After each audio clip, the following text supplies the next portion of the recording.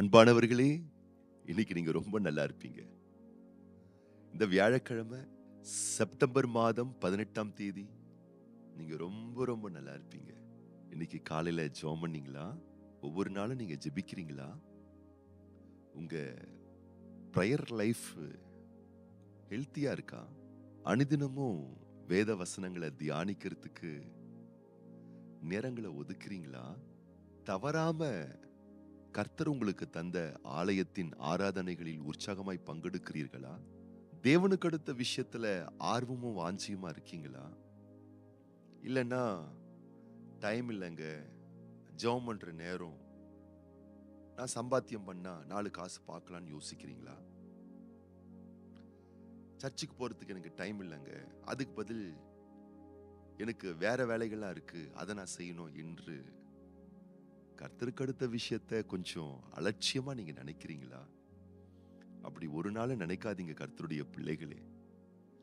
தேவனுக்கு அடுத்த விஷயத்துல நீங்க எவ்வளவு வாஞ்சியா இருக்கீங்களோ, எவ்வளவு ஆர்வமா இருக்கீங்களோ, ஆச்சரியப்படக்கூடிய அழகான ஆசீர்வாதங்கள் உங்க வாழ்க்கையில உதயமாகும். கர்த்தருக்கு அடுத்த விஷயத்துல ஒரு நாளும் அலட்சியத்தை காண்பிக்காதீர்கள். நீங்க ரொம்ப நல்லா இருப்பீங்க. இன்னைக்கு உள்வாங்கிக் கொள்ளுங்கள். உங்கள் வெளிப்புற வாழ்க்கையில் நீங்கள் வெற்றி காண வேண்டுமேயானால் உங்கள் அந்தரங்க வாழ்க்கையில் தேவனோடு உள்ள ஆழமான தொடர்பை வலிமைப்படுத்திக் கொள்ளுங்கள். ஒரு வாலிப பெண்மணி ஒரு ஞாயிற்றுக்கிழமை ஆராதனை முடிந்தவுடனே தன்னுடைய திருச்சபை போதகரிடத்திலே வந்து, பாஸ்டர் ஐயா, அடுத்த வாரம் ஞாயிற்றுக்கிழமையிலிருந்து நான் சர்ச்சுக்கு வர மாட்டேன். ஏன்னா எனக்கு நிறைய வேலைகள் இருக்கு. எங்க அம்மாக்கு உடம்பு சரியில்லை, அவங்கள நான் தான் பார்த்துக்கணும். எனக்கு ஒரே ஒரு தம்பி இருக்கான், அவன் நான் தான் படிக்க வைக்கிறேன். நான் தான் என் வீட்டில் வேலை செய்யறேன், சம்பாத்தியம் பண்றேன். பொருளாதார தேவைகளை நான் தான் சந்திக்கிறேன். எனக்கு நிறைய வேலைகள் இருக்கு, கடமைகள் இருக்கு. நான் இப்ப சர்ச்சுக்கு வந்தா வர்றதுக்கு டிராவல் பண்ணி வர்றதுக்கு 1 மணி நேரம், மீண்டும் டிராவல் பண்ணி வீட்டுக்கு போகிறதுக்கு 1 மணி நேரம், 2 மணி நேரம், ஆராதனை 3 மணி நேரம், மொத்தம் 5 மணி நேரம், 6 மணி நேரம் எனக்கு வீணாகுது. அந்த 6 மணி நேரம் நான் வீட்டில் இருக்கக்கூடிய சில வேலைகள் செய்வேன், இல்லைன்னா நான் சம்பாத்தியம் பண்ணுவேன். இப்படிப்பட்ட வேலைகள் செய்யறதுனால எனக்கு நேரமும் கொஞ்சம் மிச்சமாகும், எனக்கு வருமானமும் கொஞ்சம் கூடுதலா கிடைக்கும். அதனால வருகிற ஞாயிற்றுக்கிழமையிலிருந்து நான் சர்ச்சுக்கு நான் வரமாட்டேன். அந்த மணி நேரத்தில் என்னுடைய காரிய கடமைகளை நான் செய்ய போறேன் அப்படின்னு அந்த பிள்ளை பாஸ்டர் கிட்ட சொல்லிச்சான். பாஸ்டர் சொன்னாரா, அம்மா, இந்த சிந்தை பல நாட்களா உன் மனசுல இருக்கிறதுனால தான் இன்னைக்கு நீ இதை ஓப்பனா சொல்லியிருக்க. என்னைக்கு உன் மனசுக்குள்ள கர்த்தருடைய ஆலயத்தை, தேவ ராஜ்யத்தை, கர்த்தருக்கு கொடுக்க வேண்டிய அந்த குவாலிட்டியான டைமை கொடுக்கறத நிறுத்தி மற்ற விஷயங்களுக்கு கொடுக்கணும் சொல்லி உன் மனசுல அந்த எண்ணம் வந்துச்சோ, அப்பத்துல இருந்தே உன் லைஃப் ரொம்ப ஹார்டா போயிட்டு இருக்கு. இன்னைக்கு நான் சொல்ற ஒரு விஷயத்தை நீ கேளு. முதல்ல உன் பெஸ்ட் டைமை ஆண்டவருக்கு கொடு. தவறாம சர்ச்சுக்கு வா. இப்படி நீ செஞ்சு பாரு, ஒரு ரிசல்ட்டை பார்ப்ப. என்ன ரிசல்ட் தெரியுமா? நீ சந்தோஷமா ஆலயத்துக்கு வர்றதும், ஆண்டவருக்கு கொடுக்க வேண்டிய குவாலிட்டியான டைமை கொடுக்கறதும், அனுதினமும் தேவ சமூகத்துல நீ நேரங்களை செலவழிக்கிறதுமா உன் வாழ்க்கை இருந்துச்சுன்னா, நீ சம்பாத்தியம் பண்றதுக்கும் உனக்கு நேரம் இருக்கும், உன் சரீரத்திலையும் பலன் இருக்கும், உங்க அம்மாவையும் நீ நல்லா பார்த்துப்ப, உன் தம்பியை நீ நல்லா பார்த்துப்ப, உன் வீட்டு வேலைகளையும் உன்னால சிறப்பா செய்ய முடியும். இன்னும் நேரமும் உனக்கு எக்ஸ்ட்ரா கிடைக்கக்கூடிய அளவுக்கு ஆண்டவருடைய பிளஸிங்ஸ் உன் மேல இருக்கும் அப்படின்னு சொன்னாராம்.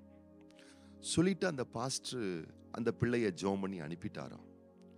அடுத்த வாரம் ஞாயிற்றுக்கிழமை சர்ச்சில் ஆராதனையில் நீங்க பார்த்தீங்கன்னா, அந்த பிள்ளை வழக்கம் போல வந்து ஆண்டவரை ஆராதிச்சிட்டு இருக்கான். அடுத்த வாரம் மட்டுமில்ல, ஒவ்வொரு வாரமும் ஆண்டவருக்கு அடுத்த விஷயத்துல ஆர்வமா வந்து ஆராதிச்சுட்டு ஒரு 2 மாசம் பொறுத்து அந்த பாஸ்டர் கிட்ட வந்து சொல்லிச்சான், பாஸ்டர், நீங்க சொன்ன மாதிரியே நான் முதலாவது தேவனுடைய ராஜ்யத்தை தேட முழுமையா சந்தோஷமா நான் விட்டு கொடுத்தேன், ஒப்பு கொடுத்ததுனால இப்ப எனக்கு நிறைய டைம் கிடைக்குது. எங்க அம்மாவும் இப்ப நல்லா இருக்காங்க, அவங்களையும் நான் பாத்துக்கிறேன். இப்ப எனக்கு நிறைய சம்பாதிக்க முடியுது, நான் நிறைய பணம் சம்பாதிக்கிறேன். என் தம்பி என்னால நல்லா படிக்க வைக்க முடியுது. என் கடமைகளையும் என்னால நிறைவேற்ற முடியுது. சந்தோஷமா மனப்பூர்வமா தேவனுடைய ராஜ்யத்தை தேடினதுனால மற்ற எல்லாமே எனக்கு கூட கொடுக்கப்பட்டிருக்குன்னு அந்த பிள்ளை சாட்சியா சொல்லிச்சான்.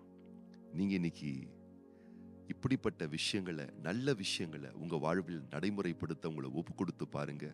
ஆண்டவருடைய வார்த்தை சொல்லுகிறது மத்தேயு 6:33, முதலாவது தேவனுடைய ராஜ்யத்தையும் அவருடைய நீதியும் தேடுங்கள், அப்பொழுது இவைகளெல்லாம் உங்களுக்கு கூட கொடுக்கப்படும். ஆம் அன்பான கர்த்தருடைய பிள்ளைகளே, வேலை முக்கியம், குடும்பம் முக்கியம், பயணம் முக்கியம், பணம் முக்கியம், பிள்ளை வளர்ப்பு முக்கியம், கணவன் மனைவி உறவு முக்கியம், உங்கள் உடல் ஆரோக்கியம் முக்கியம், எல்லாமே முக்கியங்க. அது போலவே அதை விட அதிகமாய் ஜெபம் ரொம்ப முக்கியம் பிள்ளைகளே.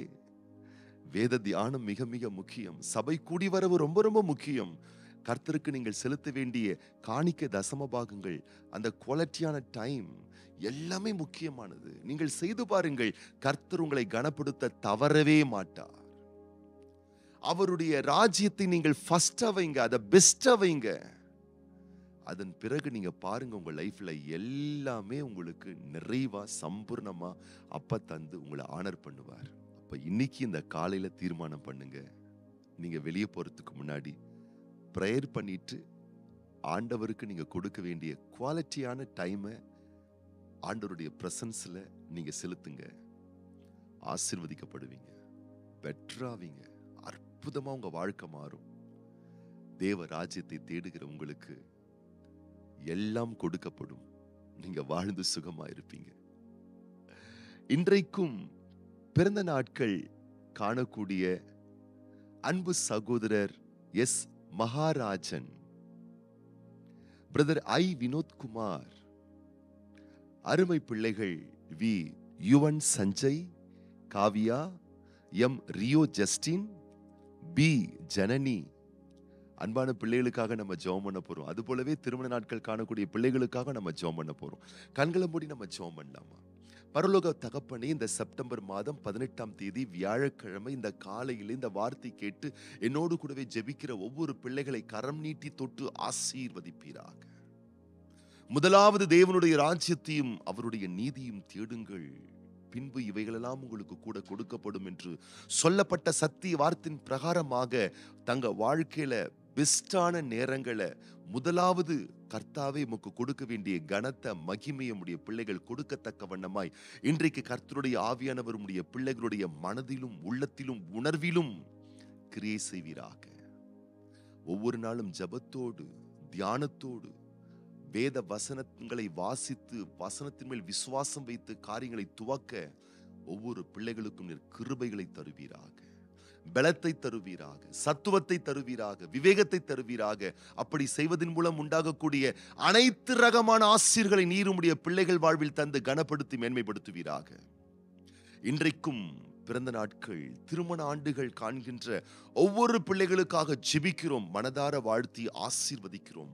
ஆண்டுகளை, வருடங்களை நன்மைகளால் முடிசூட்டுகிற தெய்வம் அன்பான பிள்ளைகளுக்கு நீர் தந்திருக்கிற இந்த நாட்களை, ஆண்டுகளை நன்மைகளால் முடிசூட்டி மனம், உள்ளம், இருதயம் அதிசயப்பட்டு பூரிக்கக்கூடிய அத்தனை அற்புத ஆசீர்வாதங்களால் நீர் உம்முடைய பிள்ளைகளை நிரப்பும்படிக்கு மனதார உம்முடைய பிள்ளைகளை வாழ்த்துறோம், ஆசீர்வதிக்கிறோம்.